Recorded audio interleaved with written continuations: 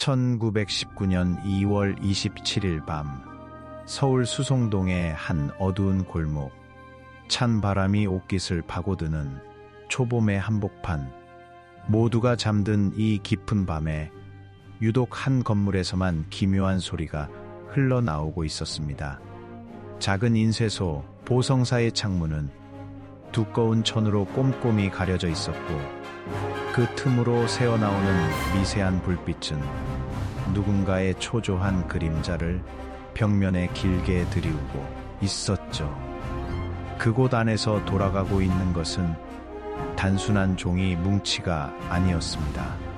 그것은 일제의 쇠사슬을 끊어낼 2천만 민족의 외침, 바로 독립선언서였습니다.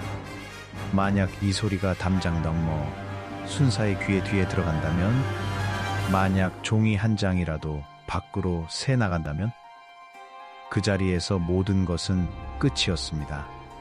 오늘 다시 만난 한국사에서는 3.1운동이라는 거대한 불꽃을 피우기 위해 차가운 인쇄기 앞에서 목숨을 걸고 밤을 지새웠던 이름 없는 영웅들의 이야기를 시작합니다. 거사를 사흘 앞둔 시점, 가장 시급한 문제는 독립선언서를 대량으로 찍어내는 일이었습니다. 전국 방방곡곡에 뿌려질 2만 장의 선언서. 당시 일제의 삼엄한 감시 아래서 이런 대규모 인쇄를 감당할 수 있는 곳은 흔치 않았습니다. 이때 구원투수로 등장한 인물이 바로 천도교 측의 핵심 인물인 보성사 사장 이종일이었습니다. 보성사는 천도교 소유의 인쇄소였기에 보안 유지가 용이했고, 무엇보다 이종일 사장 자신이 독립을 향한 결의가 남달랐던 인물이었죠. 하지만 상황은 녹록지 않았습니다. 인쇄소 근처에는 종로경찰서의 감시망이 촘촘히 뻗어 있었고, 인쇄기 돌아가는 소리는 밤의 정적 속에서 천둥소리처럼 크게 들렸습니다. 이종일은 결단을 내립니다. 우리가 잡히는 한이 있더라도 이 종이들은 반드시 세상 밖으로 나가야 한다. 2월 27일 오후 6시, 마침내 주사위는 던져졌습니다. 최남선이 작성하고 오세창이 전달한 선언서의 원고가 보성사 인쇄공들의 손에 쥐어졌습니다. 인쇄가 시작된 지 얼마 지나지 않은 시각, 보성사의 문을 거칠게 두드리는 소리가 들렸습니다. 인쇄공들의 손이 멈췄고 방 안의 공기는 순식간에 얼어붙었습니다. 문을 열고 들어온 사람은 종로경찰서의 형사 신철이었습니다. 이 밤중에 무슨 일을 그렇게 열심히들 하나. 신철의 눈이 인쇄기에서 갓빠져 나온 종이 더미를 향했습니다. 이종일 사장의 이마에 식은땀이 흘렀습니다. 신철은 독립선언서 한 장을 집어들었습니다. 그 짧은 침묵의 시간 동안 이종일은 수만 가지 생각을 했을 겁니다. 여기서 끝인가? 3.1운동은 시작도 못 해보고 무너지는 건가? 그런데 여기서 반전이 일어납니다. 이종일은 필사적인 심정으로 신철을 구석으로 데려가 간곡히 설득합니다. 민족의 대업을 위해 한 번만 눈 감아달라고. 그리고 천도교에서 급히 마련한 거금 5,000원을 건넵니다. 당시 5,000원은 지금의 가치로 수억 원에 달하는 엄청난 금액이었습니다. 신철은 잠시 고민하다가 선언서를 내려놓고 인쇄소를 떠났습니다. 훗날 기록에 따르면 신철 역시 조선인으로서의 양심과 거액의 유혹 사이에서 흔들렸던 것으로 보입니다. 이 찰나의 순간이 없었다면 우리가 아는 3.1운동의 역사는 존재하지 않았을지도 모릅니다.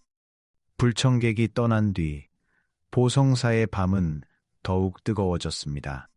신철이 마음을 바꿔 다시 들이닥칠지도 모른다는 공포가 그들을 채찍질했습니다. 보성사 직원 신영구와 인쇄공들은 미친 듯이 등사기를 돌리기 시작했습니다. 당시의 인쇄 방식은 지금처럼 버튼 하나로 되는 것이 아니었습니다. 수동 인쇄기에 종이를 한 장 한 장 끼우고 잉크를 바른 롤러를 밀어내고 다시 종이를 빼내는 수작업의 반복이었죠. 인쇄공들의 팔은 감각이 없어질 정도로 마비되어 갔고 방 안은 매캐한 잉크 냄새와 뜨거운 열기로 가득 찼습니다. 하지만 누구도 멈추지 않았습니다. 들키면 죽는다는 공포보다 못 찍으면 민족의 기회를 놓친다는 사명감이 그들의 팔을 움직였습니다. 자정을 넘기고 새벽이 찾아올 무렵 마침내 목표했던 2만 천장의 독립선언서가 산더미처럼 쌓였습니다. 인쇄공들의 손은 검은 잉크로 뒤덮여 씻어도 지워지지 않을 정도였지만 그들의 눈만은 새벽별처럼 빛나고 있었습니다. 인쇄가 끝이 아니었습니다. 이제 이 무거운 종이 뭉치들을 일제의 눈을 피해 전국으로 전달해야 했습니다. 선언서들은 여러 개의 인력거에 나뉘어 실렸습니다. 겉에는 평범한 종이 더미인 것처럼 위장했죠. 새벽 안개를 뚫고 인력거들이 보성사를 나섰습니다. 길목마다 일본 순사들이 검문을 하고 있었지만 운 좋게도 그날 새벽의 인력거들은 무사히 천도교 본부와 각 종교 단체 거점으로 전달되었습니다. 이 선언서들은 다시 학생들의 품속에 장사꾼의 보찜 속에 안악내의 치마폭에 숨겨져 기차를 타고 전국 팔도로 퍼져나갔습니다. 평양으로, 부산으로, 저 멀리 간도와 연해주까지 보성사의 뜨거운 밤이 만들어낸 2만 장의 종이는 그렇게 거대한 민족의 그물이 되어 일제를 옥죄기 시작했습니다. 우리는 보통 3.1운동하면 독립선언서에 서명한 33인을 먼저 떠올립니다. 하지만 그 선언서가 세상 빛을 보게 하기 위해 목숨을 걸었던 보성사의 인쇄공들, 사장 이종일, 지배인 김홍규, 그리고 위험을 무릅쓰고 인쇄를 도왔던 청년들의 이름은 역사의 뒷장에 가려져 있습니다. 이종일 사장은 훗날 체포되어 옥고를 치르면서도 끝까지 인쇄작전의 전말을 자백하지 않았습니다. 인쇄공들 역시 일제의 혹독한 고문 앞에서도 우리는 모르는 일이다. 그저 시키는 대로 인쇄했을 뿐이다라며 동료들을 지켜냈죠. 그들이 돌렸던 것은 단순한 인쇄기가 아니었습니다.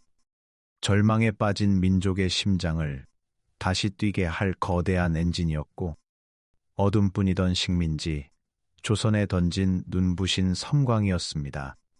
검은 잉크가 묻은 그들의 투박한 손이야말로 진정으로 역사를 써내려간 붓이었던 셈입니다.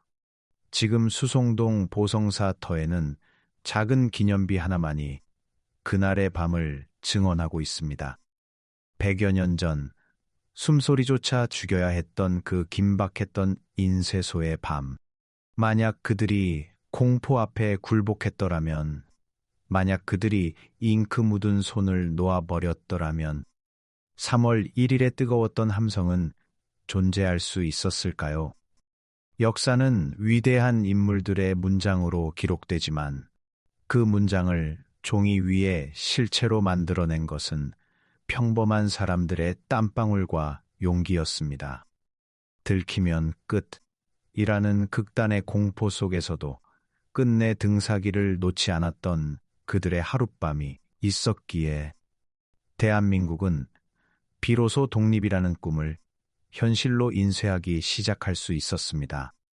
오늘 여러분의 손에는 무엇이 들려 있나요? 보성사의 영웅들이 남긴 독립의 가치.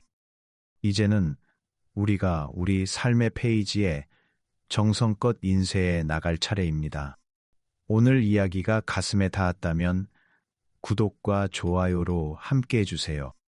시청해주셔서 감사합니다.